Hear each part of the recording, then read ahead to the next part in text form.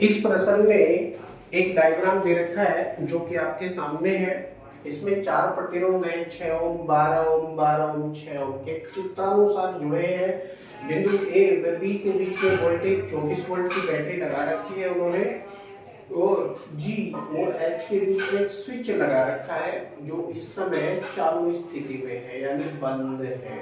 बंद होगा तो ये दो पास में बढ़ जाएगा, ये पहला पास बनेगा, ये दूसरा पास बनेगा, और इस स्विच भुजा में हमको वैद्युत धारा बतानी है।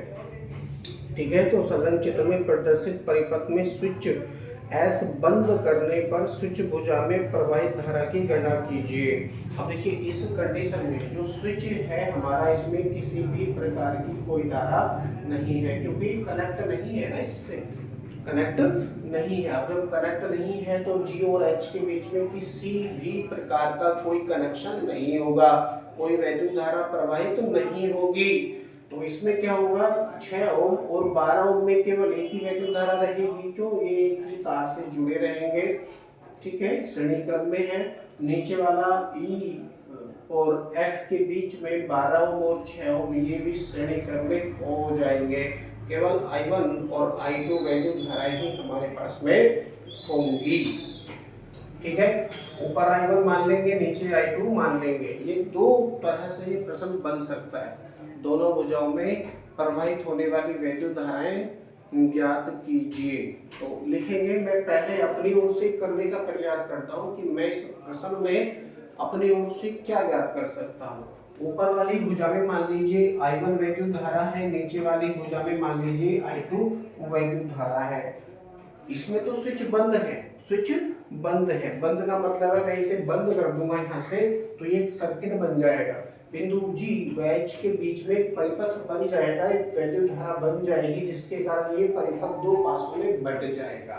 ठीक है, तो इस कंडीशन में जो स्विच एस है वो बंद है, स्विच एस बंद यानी क्लोज कर दिया, परिपथ बंद कर दिया। अब मैं खुला रखता हूँ, इसको परिपथ को खुला रखता हूँ। खुला रखने के कारण इसमें किसी भी प्रकार की कोई धारा नहीं है, तो मैं लिखूंगा जब स्विच एस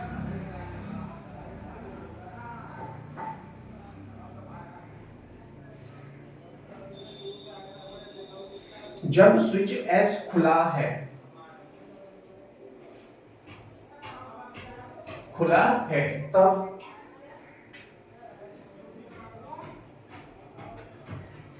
जी व एच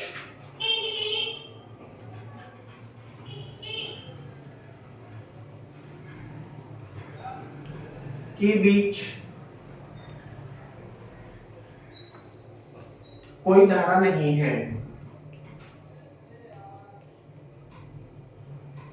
कोई धारा नहीं है। तो ये बात सिद्ध हो जाती है यहाँ से, जब स्विच एस खुला है तब बिंदु जी व एच के बीच कोई धारा नहीं है। जब कोई धारा नहीं है तो 6 ओम और 12 ओम श्रेणी क्रम में हो जाएंगे। ठीक उसी प्रकार से नीचे वाले 6 ओम और 12 ओम भी श्रेणी क्रम में हो जाएंगे। लिखेंगे तब ऊपर वाली भुजा यानी भुजा सी व डी, भुजा सी व डी में जुड़े प्रतिरोध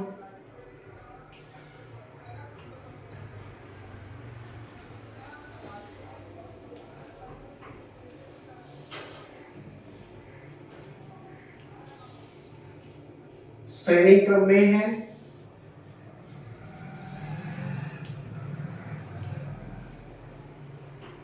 तथा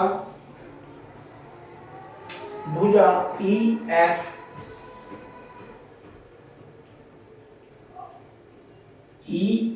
में जुड़े प्रतिरोध भी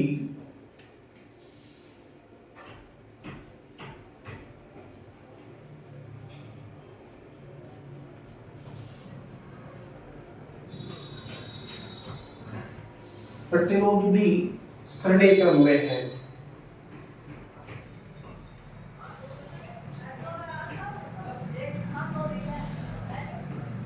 इसका तुल्य प्रतिरोध को मान लेता हूं मैं R बराबर कितना हो जाएगा, ये समीकरण के लिए R1 प्लस R12 12 और 6 18, 12 6 18 ओम हो जाएगा। नीचे वाली भुजा में तुल्य प्रतिरोध को मैं R' मान लेता हूं तो कितना हो जाएगा, R' इक्वल टू ये भी 18 ही हो जाएगा। अब तुल्य प्रतिरोध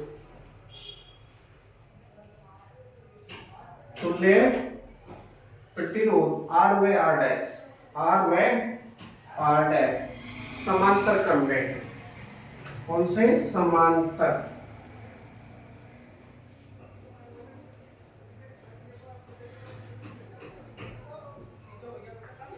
अतः बिंदु A व B के बीच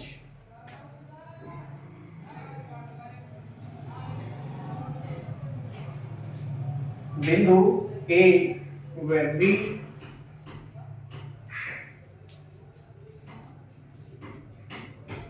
के बीच मैं क्या बता सकता हूं, तुल्य प्रतिरोध बता सकता हूं।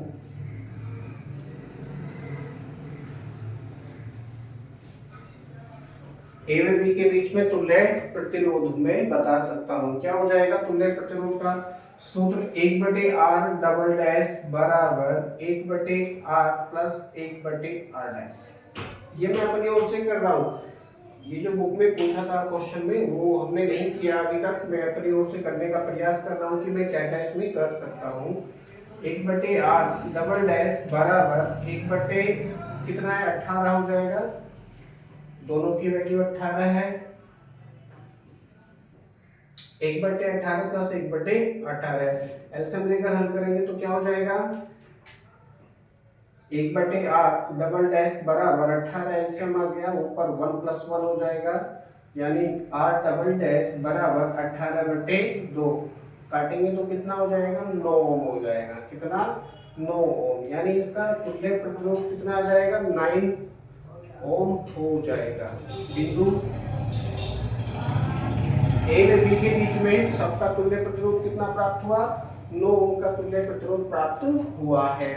अब मैं क्या बताना चाहूंगा इसमें, ऊपर वाली भुजा में प्रवाहित होने वाली वैद्युत धारा और नीचे वाली भुजा में प्रवाहित होने वाली वैद्युत धारा, एक तो ये बन गया हमारे पास।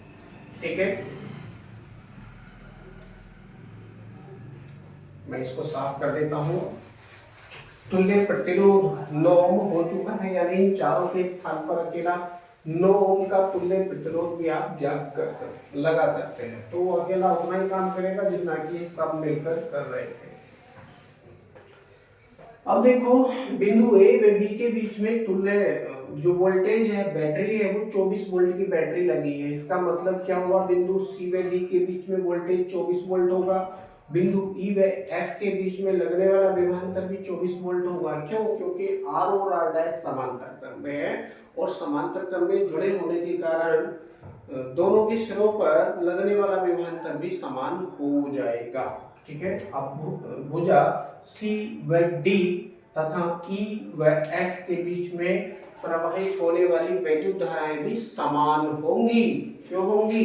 क्योंकि इनका प्रतिरोध समान है। प्रतिरोध समान है। ऊपर वाली भुजा का तुल्य प्रतिरोध कितना, 18 ओम है। नीचे वाली भुजा का तुल्य प्रतिरोध कितना, ये भी 18 ही ओम है। वोल्टेज 24 वोल्ट है। दोनों के लिए यही काम करेगा, तो प्रवाहित होने वाली वैद्युत धाराएं समान होंगी। ठीक है, इसलिए मैं I1 इक्वल टू I2 करके इसको फाइंड कर सकता हूं। I1 equal to I2 equal to क्या हो जाएगा, V अपॉन R।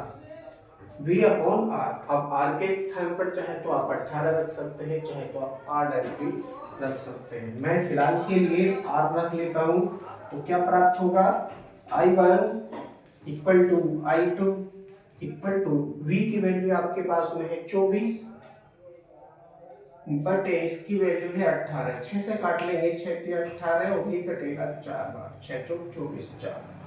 I1 और I2 I1 equal to I2 equal to 4/3 ampere, यानी दोनों भुजाओं में कितनी वैद्युत धारा है, दोनों भुजाओं में 4/3 एम्पीयर की वैद्युत धारा है। 4/3, ऊपर वाले में भी 4/3 एम्पियर, नीचे वाले में भी 4/3 एम्पियर। अब ये सेल लगा है, सेल से ली जाने वाली कुल धारा भी आप ज्ञात कर सकते हैं। इसी प्रकार लिखेंगे सेल से प्रवाहित धारा,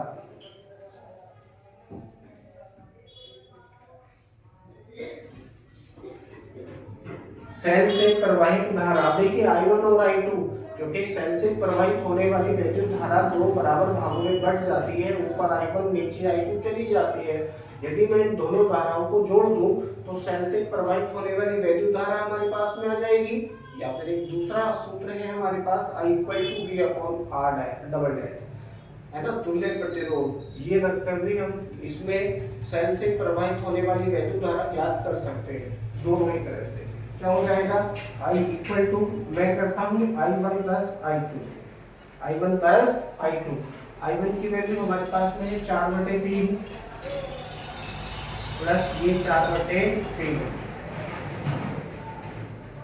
3 एलसीएम आ जाएगा, ऊपर 4 + 4 हो जाएगा, 4 + 4, यानी I = कितना हो गया, 8/3 एम्पियर, 8/3 एम्पियर। सेल से प्रवाहित होने वाली कुल वैद्युत धारा कितनी है, 8/3 एम्पियर है। ये तो मैंने दोनों धाराओं को जोड़कर प्राप्त किया। अब सूत्र की सहायता से इसको हम ज्ञात कर लेते हैं। I = क्या सूत्र है, V/R डबल डैश। तो I = V की वैल्यू हमारे पास में है 24 वोल्ट, 24 वोल्ट, तो 24 बटे और R डबल डैश की वैल्यू कितनी हमको प्राप्त हुई है, 9 प्राप्त हुई है। कितनी, 9 प्राप्त हुई है। इसको मैं 3 से काट लेता हूँ, 3 × 9, 3 × 8 24, यानी I = 8/3 एम्पियर ही हमको प्राप्त होगी। ठीक है, ये कुल वैद्युत धारा है, यानी सेल से प्रवाहित होने वाली वैद्युत धारा है। ऊपर वाले तार में वैद्युत धारा गई हमारे पास 4/3, नीचे वाले तार में भी कितनी है, 4/3 एम्पियर की वैद्युत धारा है। इतना हम याद कर सकते हैं।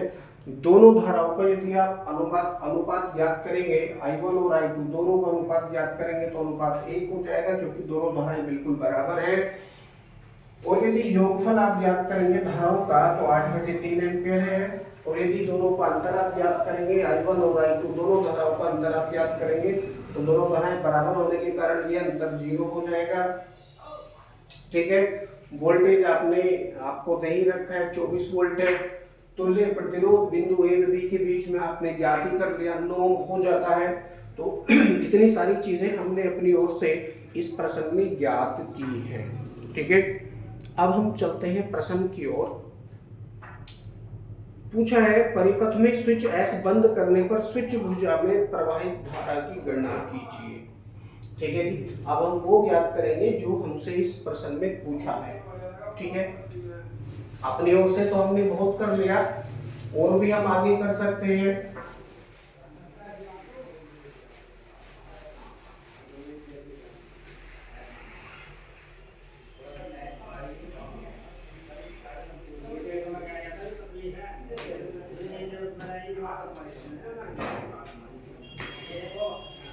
ये 6 ओम है,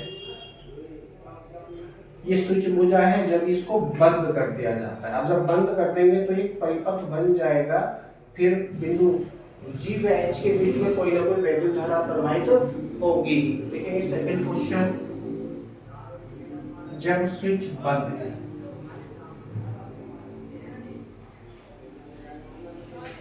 जब स्विच S बंद है,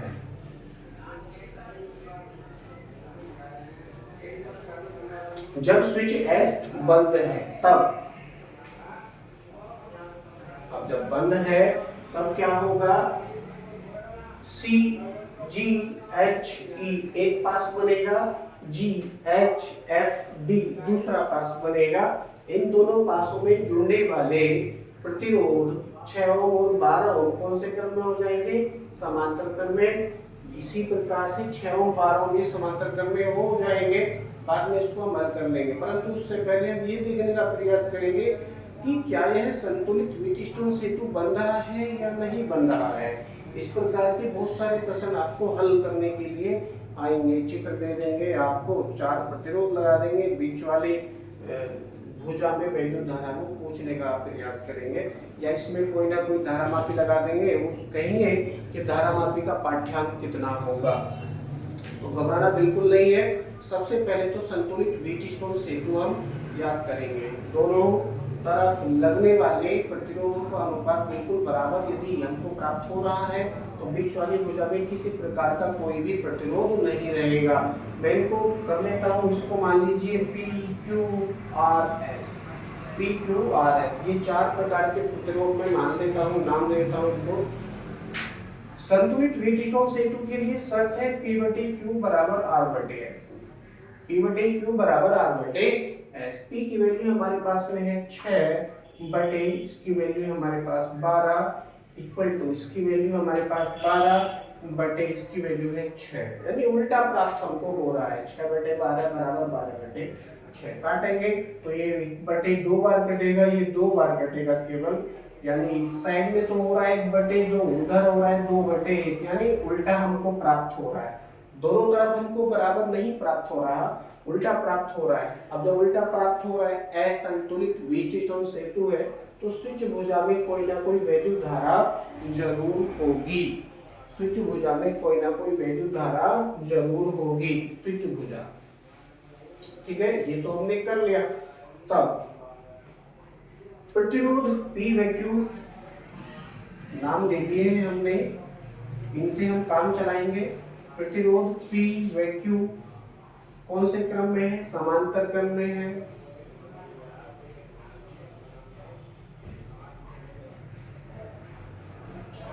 तथा इसी प्रकार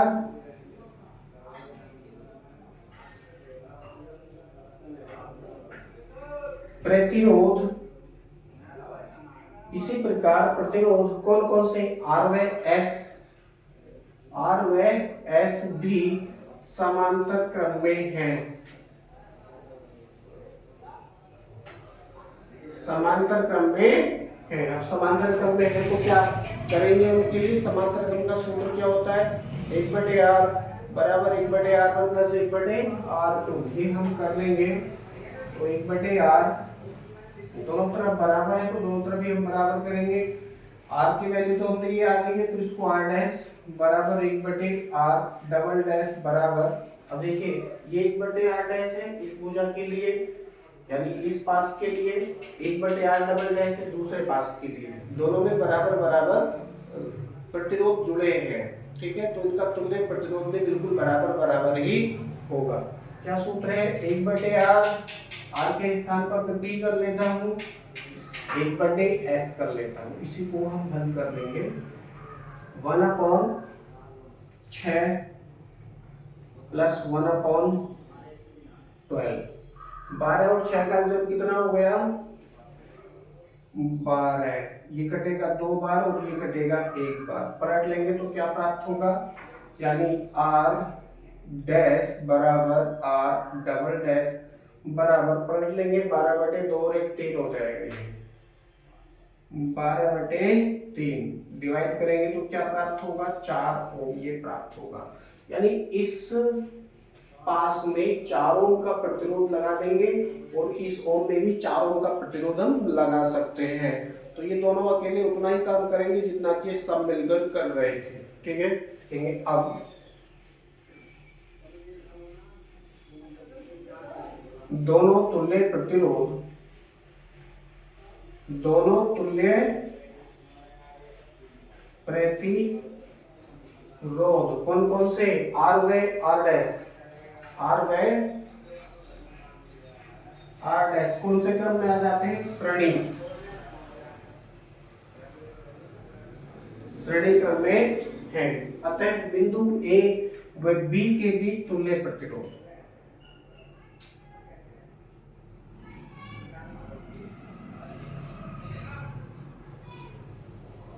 बिंदु A व B के बीच तुल्य प्रतिरोध,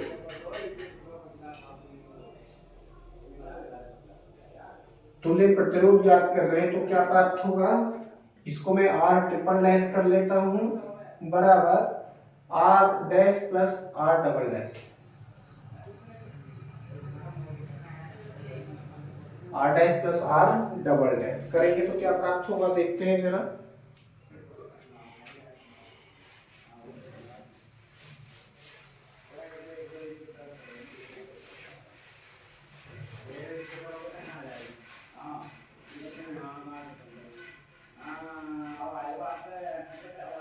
आर ट्रिपल डैश बराबर 4 प्लस 4, 4 प्लस 4 कितना हो गया, 8 हो गया, यानी आर ट्रिपल डैश बराबर 8 ओम।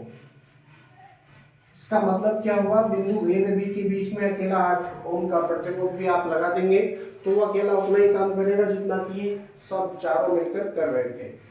ठीक है, अब हमसे पूछा है स्विच भुजा में धारा, तो स्विच भुजा में धारा हम ज्ञात कर लेंगे।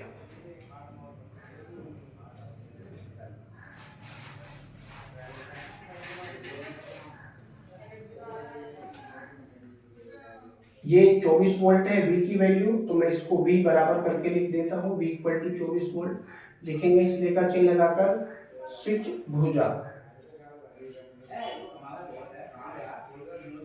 स्विच भुजा S में धारा,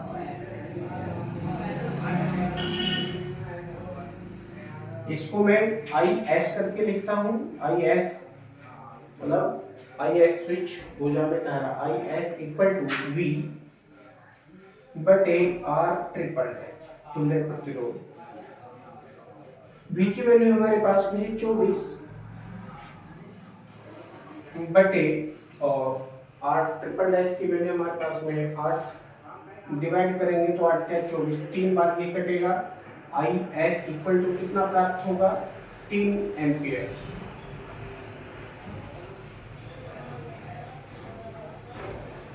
तीन एम्पियर ही हमको प्राप्त होगा। IS equal to 3 ampere. यहाँ आने के पश्चात यह प्रश्न आपका कंप्लीट हो जाता है। बाकी प्रश्न आपके अगले वीडियो में